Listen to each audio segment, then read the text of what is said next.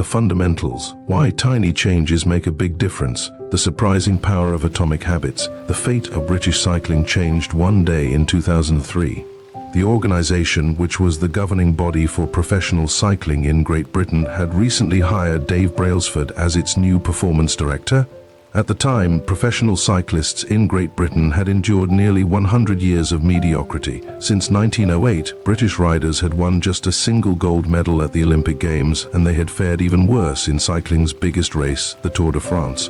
In 110 years, no British cyclist had ever won the event. In fact, the performance of British riders had been so underwhelming that one of the top bike manufacturers in Europe refused to sell bikes to the team because they were afraid that it would hurt sales if other professionals saw the Brits using their gear. Brailsford had been hired to put British cycling on a new trajectory. What made him different from previous coaches was his relentless commitment to a strategy that he referred to as the aggregation of marginal gains, which was the philosophy of searching for a tiny margin of improvement in everything you do. Brailsford said, "The whole principle came from the idea that if you broke down everything you could think of that goes into riding a bike, and then improve it by 1%, you will get a significant increase when you put them all together." Brailsford and his coaches began by making small adjustments you might expect from a professional cycling team. They redesigned the bike seats to make them more comfortable and rubbed alcohol on the tires for a better grip. They asked riders to wear electrically heated overshorts to maintain ideal muscle temperature while riding, and used biofeedback sensors to monitor how each athlete responded to a particular workout. The team tested various fabrics in a wind tunnel and had their outdoor riders switch to indoor racing suits, which proved to be lighter and more aerodynamic. But they didn't stop there. Brailsford and his team continued to find 1% improvements in overlooked and unexpected areas. They tested different types of massage gels to see which one led to the fastest muscle recovery. They hired a surgeon to teach each rider the best way to wash their hands to reduce the chances of catching a cold. They determined the type of pillow and mattress that led to the best night's sleep for each rider. They even painted the inside of the team truck white, which helped them spot little bits of dust that would normally slip by unnoticed but could degrade the performance of the finely tuned bikes. As these and hundreds of other small improvements accumulated, the results came faster than anyone could have imagined. Just 5 years after Brailsford took over, the British cycling team dominated the road and track cycling events at the 2008 Olympic Games in Beijing, where they won an astounding 60% of the gold medals available. 4 years later, when the Olympic Games came to London, the Brits raised the bar as they set 9 Olympic records and 7 world records. That same year, Bradley Wiggins became the first British cyclist to win the Tour de France. The next year, his teammate Chris Froome won the race, and he would go on to win again in 2015, 2016 and 2017, giving the British team 5 Tour de France victories in 6 years. During the 10-year span from 2007 to 2017, British cyclists won 178 World Championships and 66 Olympic or Paralympic gold medals, and captured 5 Tour de France victories in what is widely regarded as the most successful run in cycling history. How does this happen? How does a team of previously ordinary athletes transform into world champions with tiny changes that, at first glance, would seem to make a modest difference at best? Why do small improvements accumulate into such remarkable results? And how can you replicate this approach in your own life? Why small habits make a big difference? It is so easy to overestimate the importance of one defining moment and underestimate the value of making small improvements on a daily basis. Too often, we convince ourselves that massive success requires massive action. Whether it is losing weight, building a business, writing a book, winning a championship, or achieving any other goal, we put pressure on ourselves to make some earth-shattering improvement that everyone will talk about.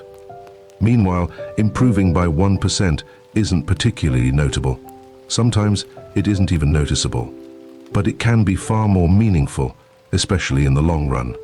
The difference a tiny improvement can make over time is astounding. Here's how the math works out. If you can get 1% better each day for 1 year, you'll end up 37 times better by the time you're done. Conversely, if you get 1% worse each day for 1 year, you'll decline nearly down to 0. What starts as a small win or a minor setback accumulates into something much more. Habits are the compound interest of self-improvement. The same way that money multiplies through compound interest, the effects of your habits multiply as you repeat them. They seem to make little difference on any given day, and yet the impact they deliver over the months and years can be enormous. It is only when looking back 2, 5, or perhaps 10 years later that the value of good habits and the cost of bad ones becomes strikingly apparent. This can be a difficult concept to appreciate in daily life. We often dismiss small changes because they don't seem to matter very much in the moment. If you save a little money now, you're still not a millionaire. If you go to the gym 3 days in a row, you're still out of shape. If you study Mandarin for an hour tonight, you still haven't learned the language. We make a few changes, but the results never seem to come quickly, and so we slide back into our previous routines. Unfortunately, the slow pace of transformation also makes it easy to let a bad habit slide. If you eat an unhealthy meal today, the scale doesn't move much. If you work late tonight and ignore your family, they will forgive you. If you procrastinate and put your project off until tomorrow, there will usually be time to finish it later. A single decision is easy to dismiss. But when we repeat 1% errors day after day, by replicating poor decisions, duplicating tiny mistakes, and rationalizing little excuses, our small choices compound into toxic results. It's the accumulation of many missteps, a 1% decline here and there, that eventually leads to a problem. The impact created by a change in your habits is similar to the effect of shifting the route of an airplane by just a few degrees. Imagine you are flying from Los Angeles to New York City. If a pilot leaving from LAX adjusts the heading just 3.5 degrees south, you will land in Washington, D.C. instead of New York. Such a small change is barely noticeable at takeoff. The nose of the airplane moves just a few feet, but when magnified across the entire United States, you end up hundreds of miles apart. Similarly, a slight change in your daily habits can guide your life to a very different destination.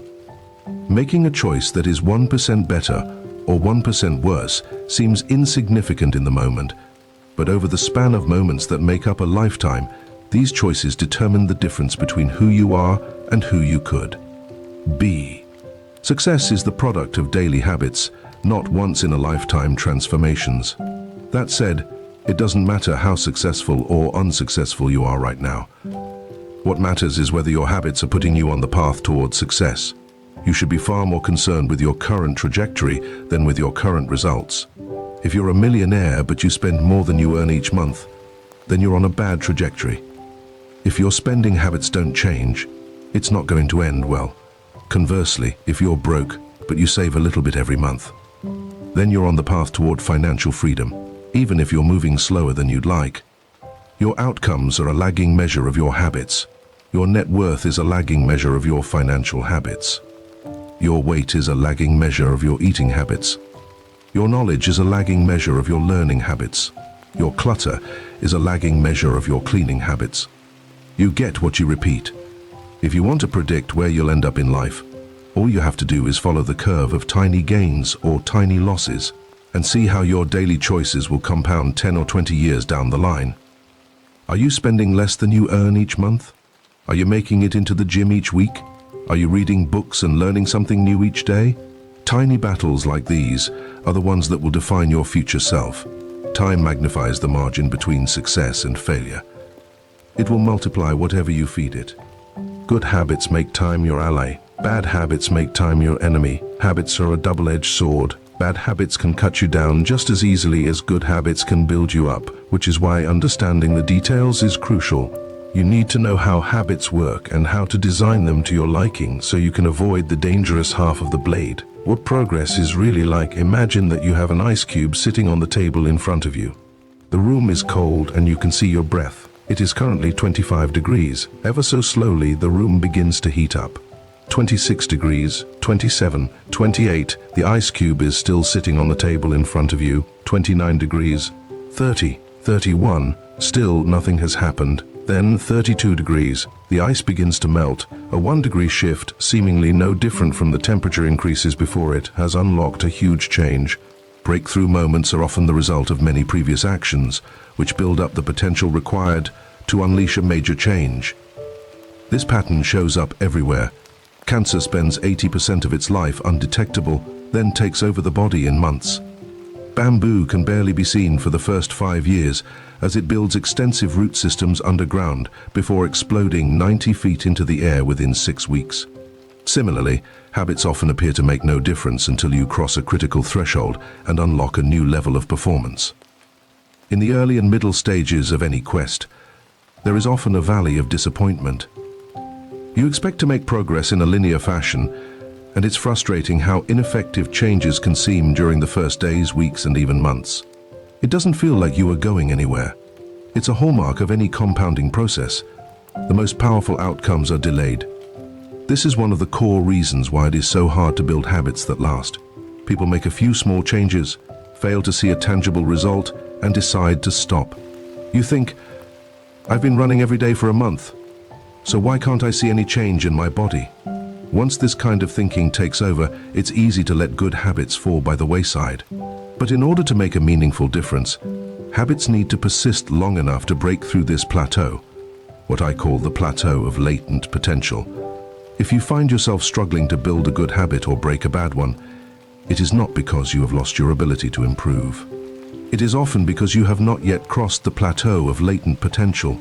Complaining about not achieving success despite working hard is like complaining about an ice cube not melting when you heated it from 25 to 31 degrees. Your work was not wasted. It is just being stored.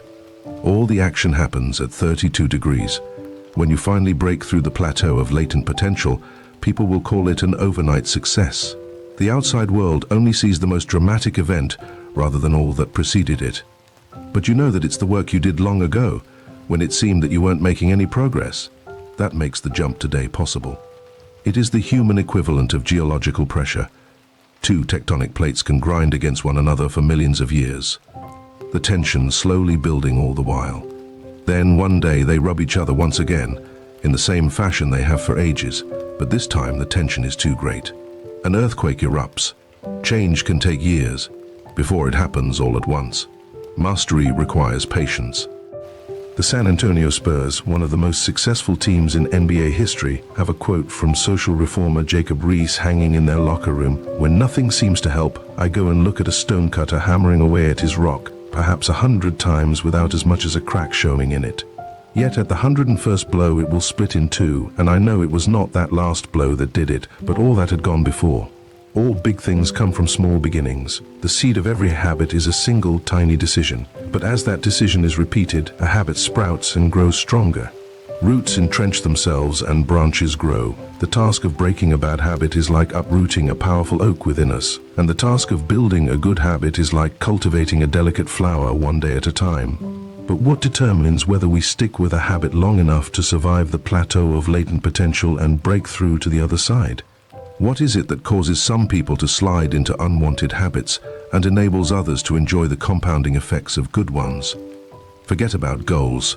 Focus on systems instead. Prevailing wisdom claims that the best way to achieve what we want in life, getting into better shape, building a successful business, relaxing more and worrying less, spending more time with friends and family, is to set specific, actionable goals. For many years, this was how I approached my habits too. Each one was a goal to be reached. I set goals for the grades I wanted to get in school, for the weights I wanted to lift in the gym, for the profits I wanted to earn in business. I succeeded at a few, but I failed at a lot of them. Eventually, I began to realize that my results had very little to do with the goals I set, and nearly everything to do with the systems I followed. What's the difference between systems and goals? It's a distinction I first learned from Scott Adams, the cartoonist behind the Dilbert comic. Goals are about the results you want to achieve. Systems are about the processes that lead to those results. If you're a coach, your goal might be to win a championship. Your system is the way you recruit players, manage your assistant coaches, and conduct practice. If you're an entrepreneur, your goal might be to build $1 million business. Your system is how you test product ideas, hire employees, and run marketing campaigns.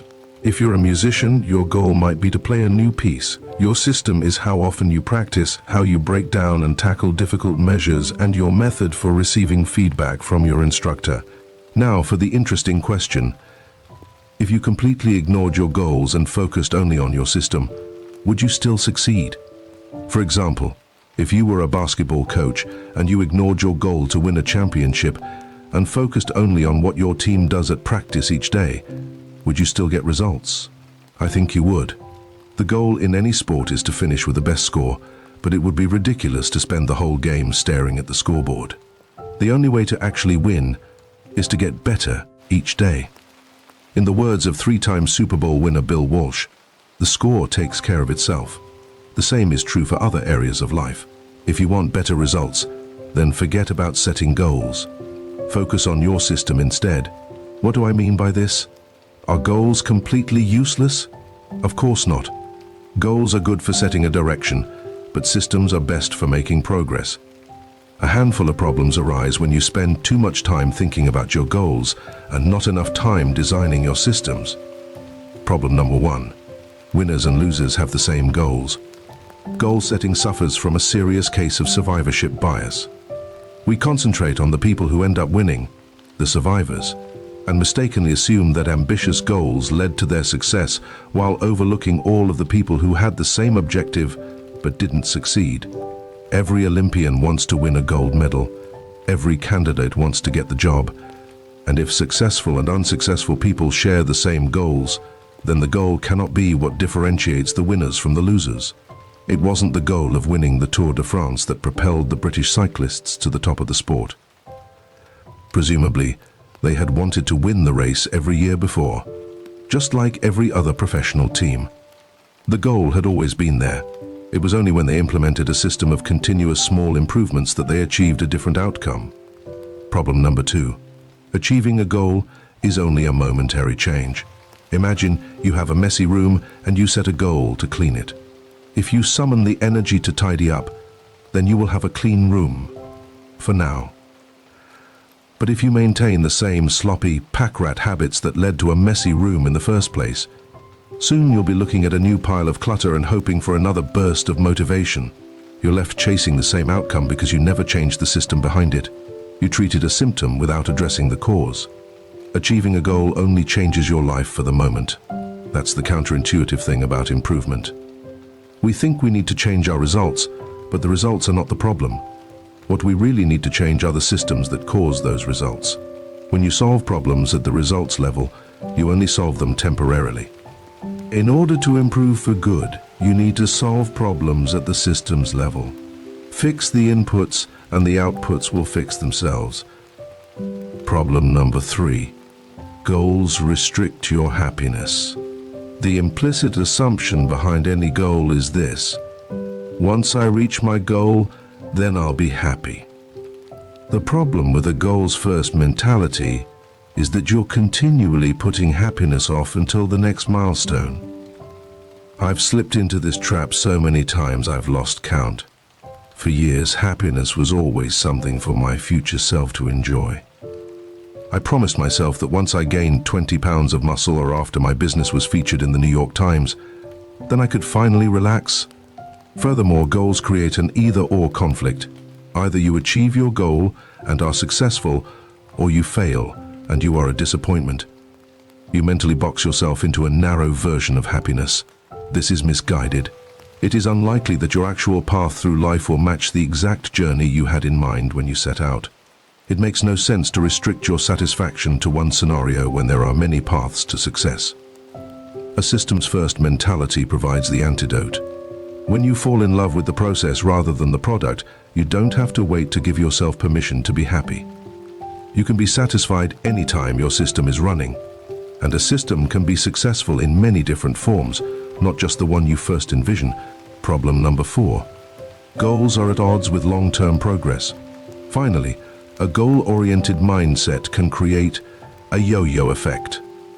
Many runners work hard for months, but as soon as they cross the finish line, they stop training. The race is no longer there to motivate them. When all of your hard work is focused on a particular goal, what is left to push you forward after you achieve it? This is why many people find themselves reverting to their old habits after accomplishing a goal. The purpose of setting goals is to win the game. The purpose of building systems is to continue playing the game. True long-term thinking is goalless thinking. It's not about any single accomplishment. It is about the cycle of endless refinement and continuous improvement. Ultimately, It is your commitment to the process that will determine your progress. A system of atomic habits. If you're having trouble changing your habits, the problem isn't you. The problem is your system. Bad habits repeat themselves again and again, not because you don't want to change, but because you have the wrong system for change. You do not rise to the level of your goals. You fall to the level of your systems. Focusing on the overall system rather than a single goal is one of the core themes of this book. It is also one of the deeper meanings behind the word atomic. By now, you've probably realized that an atomic habit refers to a tiny change, a marginal gain, a 1% improvement. But atomic habits are not just any old habits, however small. They are little habits that are part of a larger system. Just as atoms are the building blocks of molecules, atomic habits are the building blocks of remarkable results. Habits are like the